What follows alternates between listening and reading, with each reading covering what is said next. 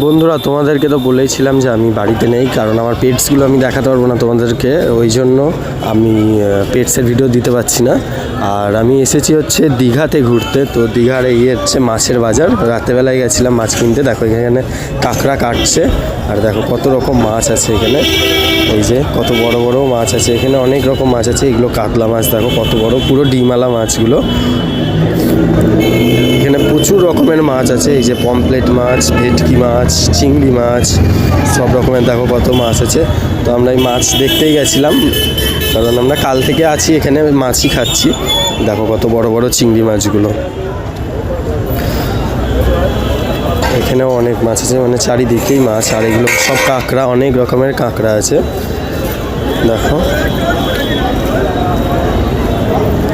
অনেক রকমের মাছ আছে। আর ভিডিও অবশ্যই তোমাদেরকে আরও দেখাবো। আর ভিডিওটা ভালো লেগে থাকলে ভিডিওটাতে লাইক কমেন্ট শেয়ার করে দিও।